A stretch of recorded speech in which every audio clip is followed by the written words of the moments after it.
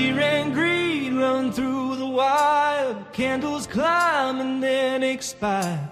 Our edges cut from the profile, sharp and clean by every buyer.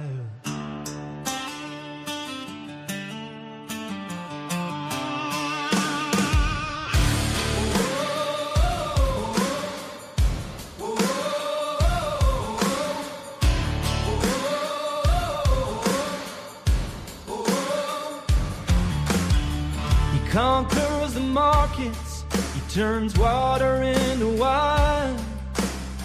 His timing flows where chaos turns divine.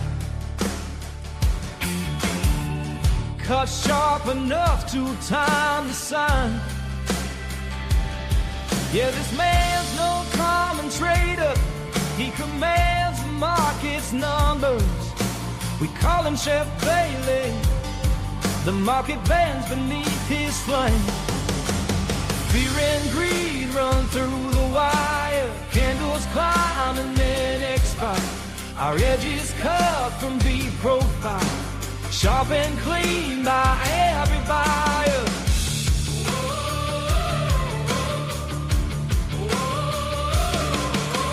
Markets move, they twist and swing. Every tick can burn or bring. Ryan keeps calm, he trusts his thing. The charts tell him everything.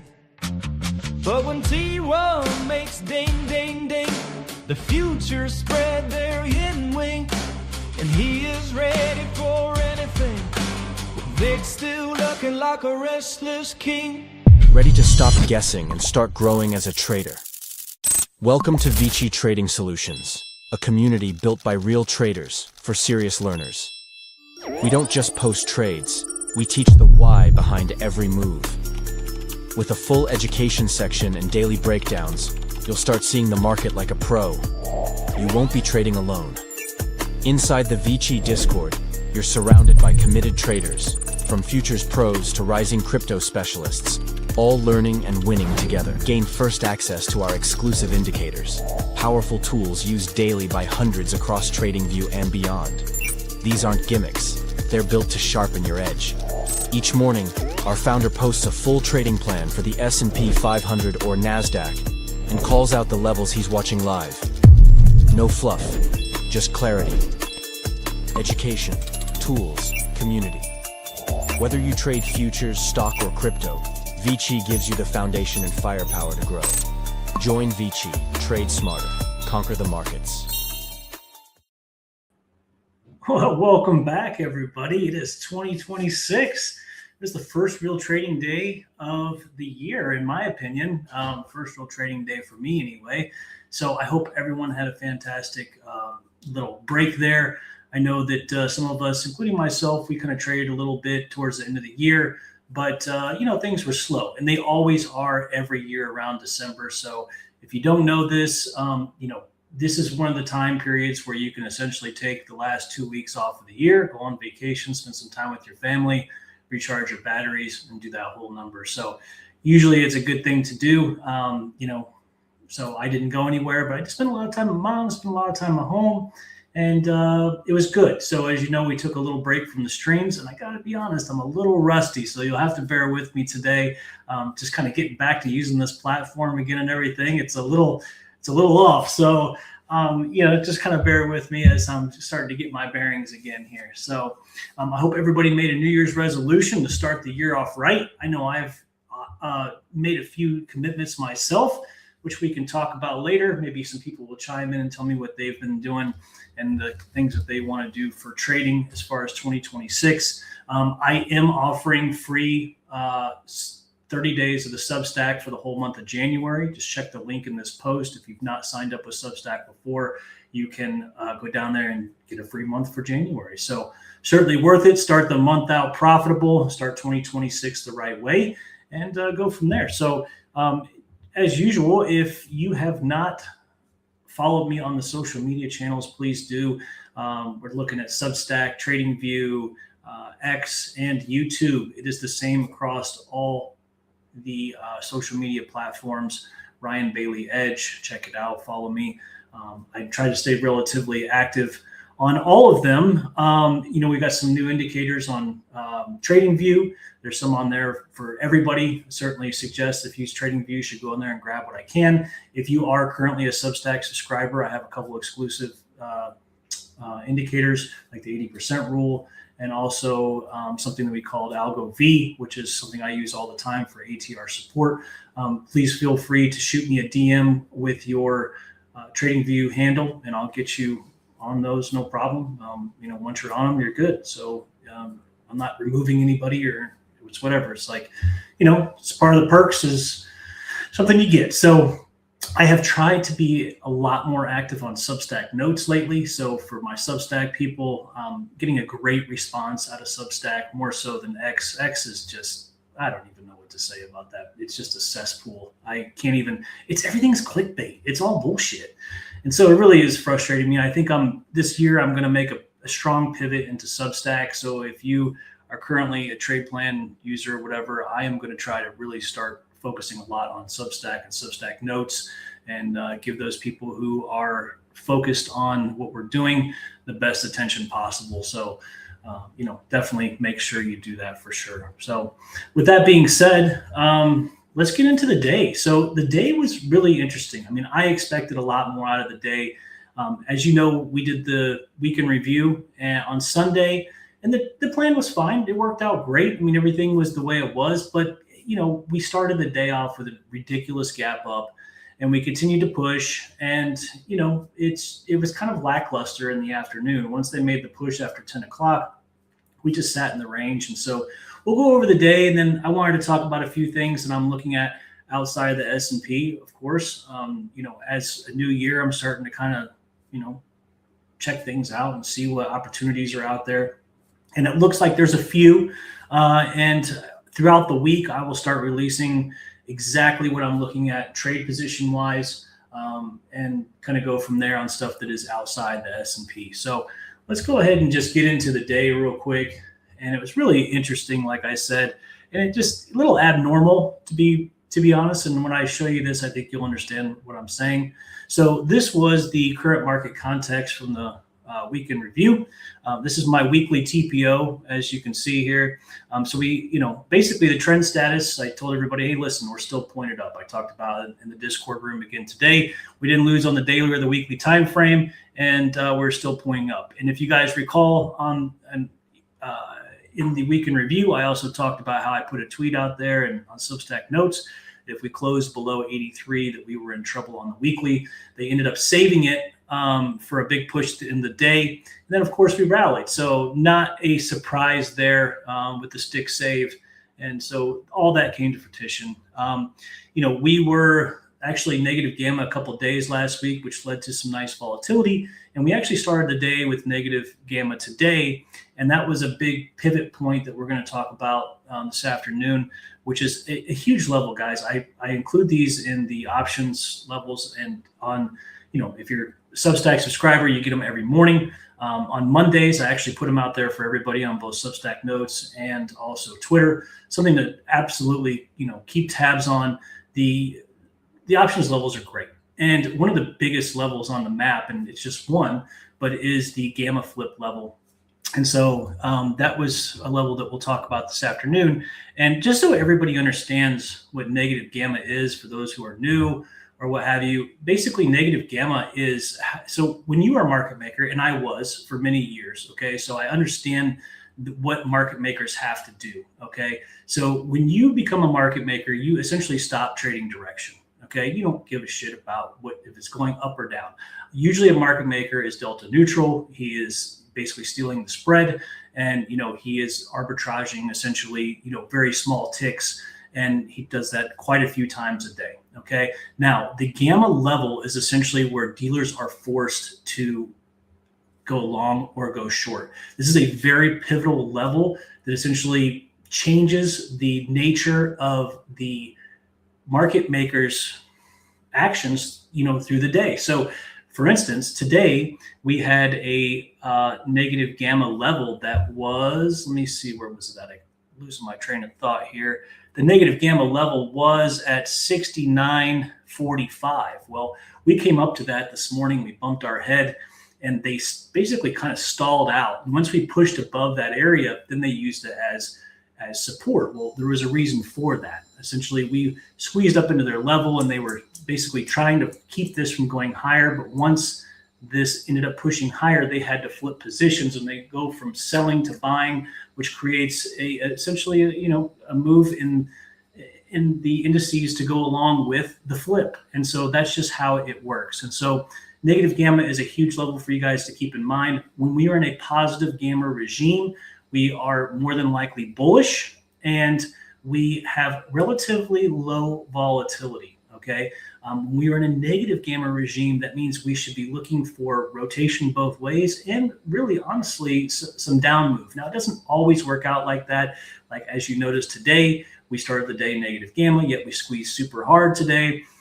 It happens. It's a short squeeze, right? These things happen. So, but what I'm getting at is this is a big level for you to keep in mind. Okay. So back to this whole ordeal here. So we have had, we had a massive 3-week composite. This was down here, right? And so where we sat sideways and then we pushed up. So we had a 3-week composite at 68.51 that was acting as a magnet. Okay. Now that was down here, and that is still here. Okay. And so let's not forget that. However, what I wanted to show you on this particular chart here was right here is where we closed last week. That's what this triangle means. Okay. So we closed at essentially the last week's value area low. Okay. Now, you guys know I'm a huge value guy, TPO guy. It's all about accepting value. So the fact that they closed here and they find acceptance in the value area low means that more than likely we will rotate and come back up to POC and ultimately the value area high. Well, it's funny because we literally closed right here at the value area low, and then we gapped up right here. You see that blue thing? That's where we opened. Okay. And then we just pushed right up to the value area high of that previous week. So we traversed a 60-point weekly value area literally in one day. And it's insane. I mean, I didn't see that coming necessarily. We knew the levels and we knew what was going to happen, but the fact that they traversed a whole week's value area in one day, they gapped up massively and continued to push. And then 48 was like a big pivot for us. And then they went all the way up into 60. And we'll talk about that here shortly. So I just thought it was really interesting the way that we kind of held that area, which, we talked about being the stick save, but to traverse a whole week's value in one day. And essentially they did the majority of it in the overnight. I mean, they did, looks like almost 40 points of the 60-point move in the overnight, which is a pretty insane push. So I just wanted to kind of point that out to you. Now, the real question is this push-up sustainable? And we're going to talk about that here in a little bit as soon as we're done with this.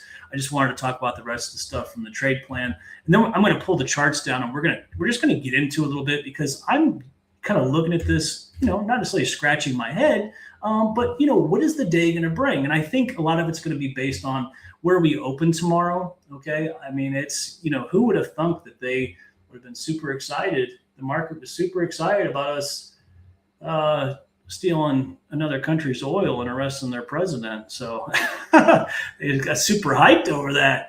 So let's see what we got here. So this was right in the beginning here. And guys, this, just so you know, when I wrote this is actually where we were at right here. Okay, this was the close, as you can see, on Friday. This is where we closed. So when I wrote this, I said our immediate daily target is 69.1275. And that is this red line, as you can see here. And it's pretty obvious what that did. Okay, so let me reset my pin here for whatever reason it's being dumb. So as you can see here, we sat here all night and bumped our head on this until eventually we pushed up. Well, as you recall from the market context, the idea was to essentially push us up to the magnet higher once they traverse the, like if you look at the weekly profile, once we're in here, the idea is to come up here. Just so happens they did it all night. So when they got above the 1275, what did they do? They essentially back tested our 1275 daily, and they just launched it. This was at like 9 o'clock in the morning, pre-market. They were pushing up. We opened up all the way up here, as you can see. So this was our RTH session. And all this was from overnight, which is always fun to trade. And so I just wanted to show you exactly how big this 1275 was, the importance of it, which was resistance all night, and then support for our push higher. And this daily test was really our catalyst for this launch to the upside, which took us all the way to our previous weekly value area high. So quite a push there. It was pretty unbelievable. And so the next thing that we have is, we talked about the key resistance here is the 42 through 49. And this 42, guys, is super important. I just want to emphasize this. We are going to talk about this a little bit more as soon as we're done with these next 3 slides. Okay. And I want you to recall how important, this 42 level. Okay. So 42 was our first daily. I had it as marked, but significant, right? So this daily was the leg from the all-time high. And really what was important for me was this 4-hour here at 49.25, which they played perfect. Now, I expected a much larger reaction out of this level today, but it did play. It did play for 10 points, actually 12, which is okay. It's fine, whatever. I mean, hey, it's still, $600 a contract, so nobody's complaining about that. And this level actually played pretty good. So, this is the big daily here. The 42 is the problem, and we needed to reclaim this to shift momentum back in the favor of the bulls. Well, if you guys traded today, you know very much well that they did reclaim this and they did push higher, right? And so this actually, I was expecting a little bit more out of this. And so once they ended up pushing higher, if you guys recall, I said we had the gamma level at 69.45. So, once we were pushing above this daily at 42, which we needed to reclaim, and then ultimately the 4-hour at 49, and when we flipped the gamma, listen, if you can't beat them, join them, right? And so we're going to continue to look higher. And that's exactly what we did. I put this out in the room. Once we had the 4-hour or the 1-hour close higher, and I'll show you exactly how this looked. So this was my position down here, but I'll just show you here. Well, actually, this would be good. So as you can see, once this 1-hour closed above, because this was a 1-hour as well, but also our 4-hour that we just talked about, once it closed above, we had a beautiful back test here. And as you can see, my targets were, again, 10 points up into the previous weekly value area high at 69.60. And lo and behold, as you can see, this is a perfect touch. And for those of you guys who are course holders, Bryce, I see you're on here. Great work, man. I've been following you. You're doing a fantastic job. But I just wanted to talk about this trade right here. This is something right out of the course, and we call this trade the failure, right? So I'm sure you remember that lesson in the course. This is when they don't basically play as much as we want to, or, they played, but they come up, and then now we trade the failure, right? So this did not get absolutely destroyed, right? So when we closed above, we gain support, we come back, we test it, we buy it, right? It's that simple. It's not hard, right? And again, like another concept of that is what was once resistance now becomes support. So, think about it in those terms, and that's exactly what happened here. And so this was a fantastic long that paid an easy $1,000 on 2 cars, and I was happy about it. So, and that's it. And so I wanted to show you this too, and I should have pulled this up prior. This is our last slide before we get into it. So this is the 4-hour that I posted for everybody on Sunday. And you can see right here, this is where we closed at on Friday and Sunday. And obviously the 12, you can see we had a big pivot here, 49. Above 12 takes us to 49. 49 can get a reaction. I wasn't sure how much, even look how small that is. But above 49, we push up. Now, we didn't quite get to 77. We made it to the previous weekly value area high, which you guys know the trades with me. These are monster levels. I lean on these super duper hard. Yes, they're derived from the weekly TPO, but at the end of the day, if they line up with something I like and I want, this is a confluence. It's all about the confluence. So the trade plan from Sunday were great. It's unfortunate that we started the day essentially almost at the highs with our small 20-point range for the day after we had the massive push. But so far, we are continuing to push higher, and that is what's up. So I guess let's talk about what's going to happen now. And, I'm kind of looking at this with you guys for the first time. I was in a trade at the end of the day, all the way through the end of the day. I bought the 42 touch. I'll show you guys, actually. I bought the 42 touch, and it didn't go. I actually wanted 10 points out of this, and I had 2 contracts on, and I got up about $800. As you can see right here, look at this daily. I mean, it just played absolutely perfect. I was in this right here, 2 contracts. Here I was trying to get to 53, just 10 points, but it ended up only going about 8. And it is what it is. So, I expected this daily to really kind of send us because 42's our big boy, right? Well, it didn't. Okay. So here's the real deal now. Okay. So let's talk about this in its sincerity here, because this is an important conversation and it's going to go hand in hand with the trade plan tomorrow. And obviously where we open is going to be very important. Okay. So I'm going to go ahead and change this. This is tested. But I'm going to make it significant. And Bryce, I know you asked me a question previously, so I'm going to go ahead and answer this. You said, how the hell, what is significant? What does that mean, right? So for me, I only mark leg ends, right? So I only mark legs, top and bottom of the legs. But there are legs that are more important than others. For instance, this is the leg to the previous all-time high. This is the leg to the massive, move to the lows, right? And so it took us a long time to regain this before we were basically, regained on the daily. So these become significant when they are super important for us to be above or below. And that is the deal with why I mark some of these red and why I say, hey, these are really important for us to keep a track of. Okay. So as you can see on this push up, we wake the 61, we pull back, we played the value area high, the weekly, et cetera, right? And also the other thing that we did do is we gained on the 4 hour. Right. So we really needed to close above 49 to gain on the 4 hour. We did exactly that. But interestingly enough, now we're closing lower. Now, that's not necessarily a bad thing because we would have to actually close down here on the 4 hour to lose on the 4 hour once again. So this was a very bullish close on the 4 hour for us, which leads me to be even more bullish once again. Right. So now we haven't lost on the weekly. We haven't lost on the daily, and we've regained on the 4 hour. We are now looking for more up, in my opinion. Now, can it come lower? Of course, anything's possible. A lot of things can change. I mean, we have some geopolitical shit going on right now that is, it's different. We're in a different environment than normal. But right now we're looking for ups. And if you guys recall, and I don't have the picture here, my main pivot is the 68.80. As long as we're above 68.80, we're Gucci. We're moving up, right? And so that just so happens to be where I have an untested daily and an untested 4 hour and our big weekly at 83, which is significant. Why? Well, because again, Bryce, check this out. This is our leg all the way to the lows, right? So being above or below this massive leg end is going to be important. Okay. So I hope you're taking notes here, but that is essentially why this is important. Okay. So that is our big boy. And as long as we stay above that, we're cruising. So I love this level down here. But with that aside, what's going to happen for tomorrow? Well, a lot of it's going to be where we open, and I'm just going to throw this out there. 42 is so important. Okay. I've said it 100 times. This is the leg, the massive leg to the all-time high, the previous all-time high that took us all the way down.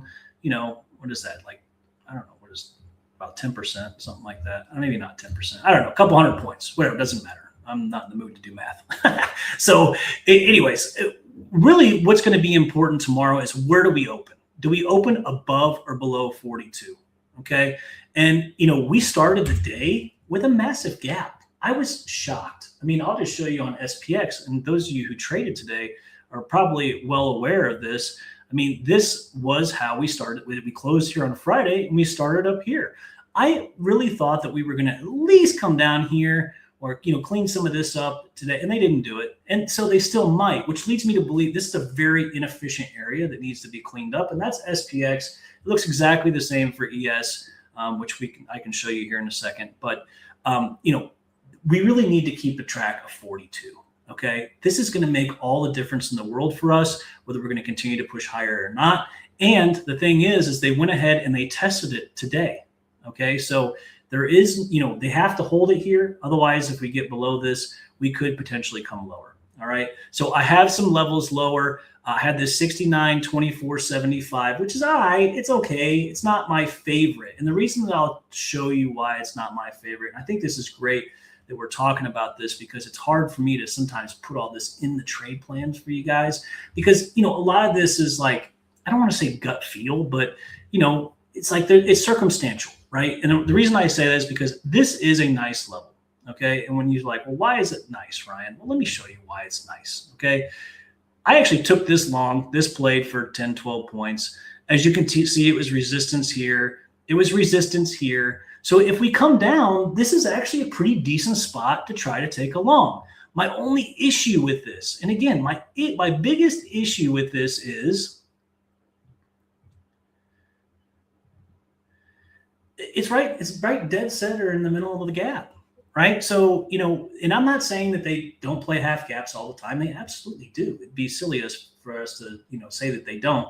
But I just wanted to kind of point out that we could come a lot lower. So, this is without a doubt support, no question about it. We even have the same spot on SPX. There's a 4-hour here and a 1 hour here. And the same applies for ES, 4 hour, 1 hour. And it's about half gap. And so it could play at 24. But to be frank, we could come a lot lower given the fact that this is all extremely inefficient market now. I mean, they could do something like this. If they get underneath 42, we could do this number. I don't know. Or they could just blast right through, or that could be the low for now.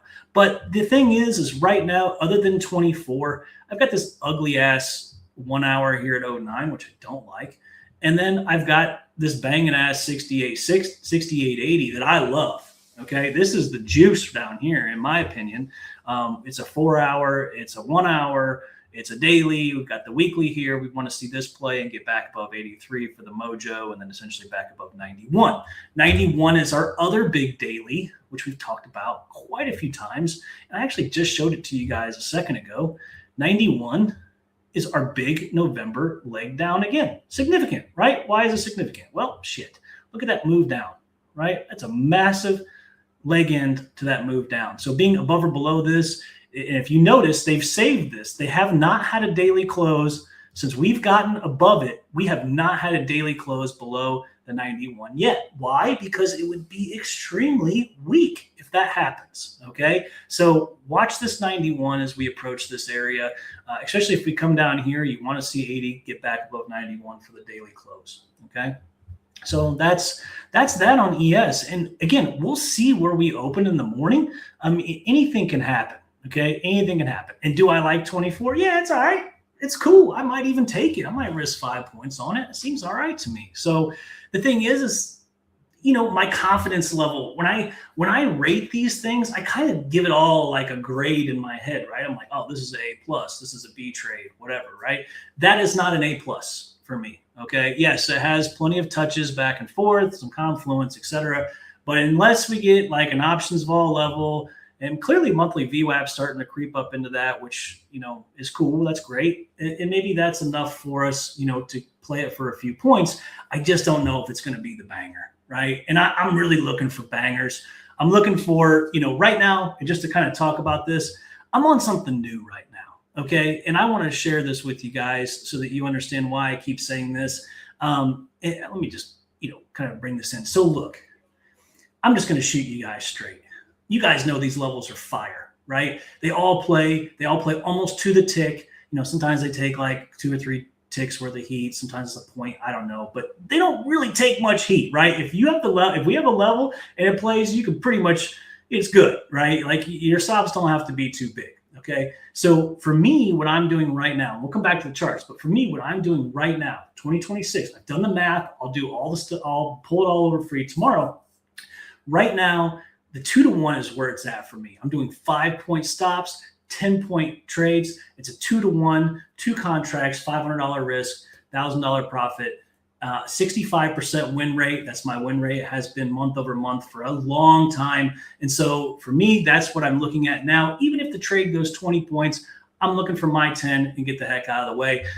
And so check this out. And this will kind of open your guys' eyes a little bit. Let me see if I got this at. So, and here's one of the reasons why, right? My boy Davey got me on this. So look, this is our average rotation for the ES. A lot of you guys know this already, or at least, you probably know a lot. Probably don't know this. Okay. So the average rotation right now, the 5-day average rotation for ES is 9.4 points. Okay. That means it will go 9.4 points before it pulls back 5 points. Okay. So that's my filter right now is 5 points, right? So basically saying a valid swing or a valid rotation is anything over 5 points, right? So right now, this is done in RTH over the past 5 days. This has done 9.4 points 4,400 times, okay? And ETH, slightly lower, 6,200 times.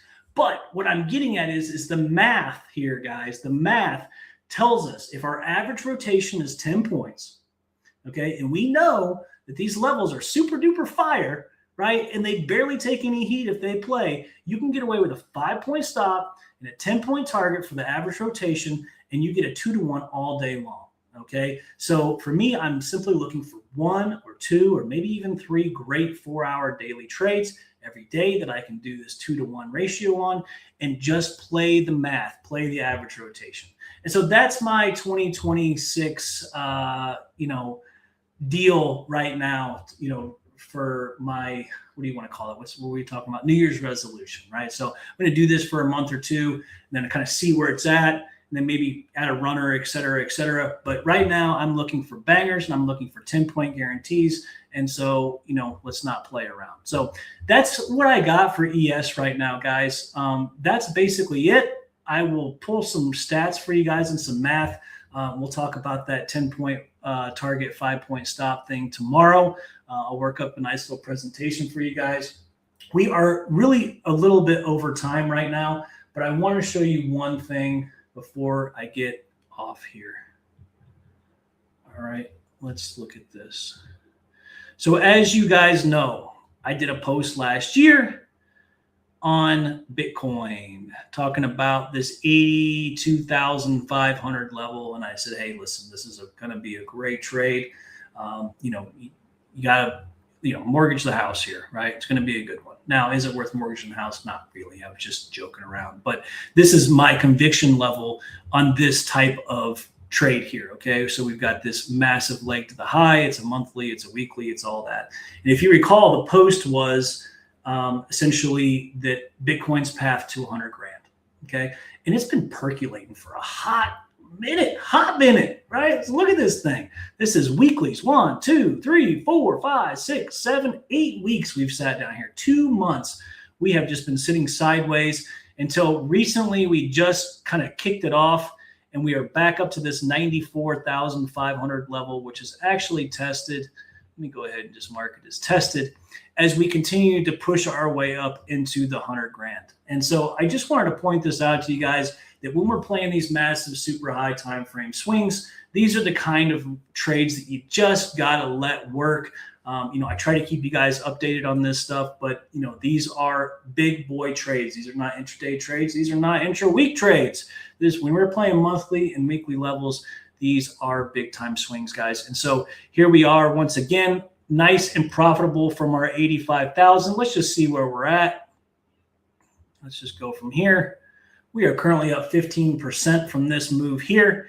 And hopefully we'll get into this $100,000 range, which is 22%, which is a sweet, sweet move for just sitting back, chilling, grabbing the lows like some villains. That's what's up. So super happy about this. Let her go. Let her ride. Let's see what happens here. What will happen at 100,000? I don't know. It actually could come lower after that. We could come all the way down to 71, but we will figure that out when the time comes. But for now, that is what I am seeing here on the Bitcoin.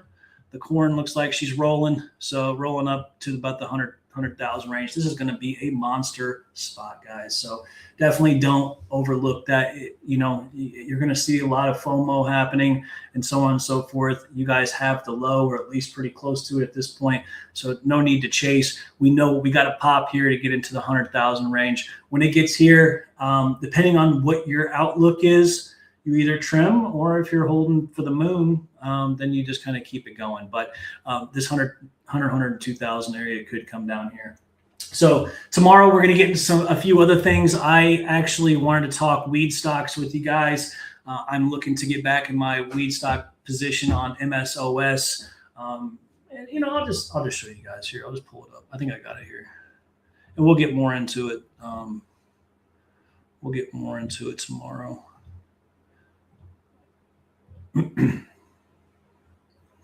So you guys know we made 100% on this trade. We called this out. in the Discord. I'm not in the Discord, in the Substack.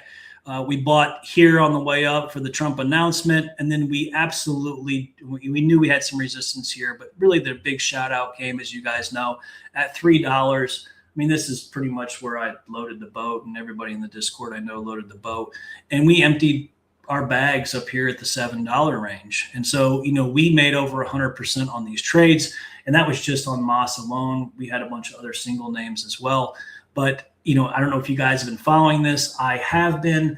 They are still talking about finishing up this reclassification sometime in January. They're not giving dates, but supposedly that's when Trump is saying it needs to be done, and Pam Bondi, et cetera, blah, blah, blah. Of course, who knows? Who knows what they're fucking on? It might be longer than that. I don't care. What I do know is I want to buy this again at $4. When it comes down into $4, I'm going to gobble this up. I actually missed my 430 orders, which, looking at it now, isn't necessarily a terrible thing, especially if it comes back down and fills this up. But I think this is going to be a good one to sit here and hold.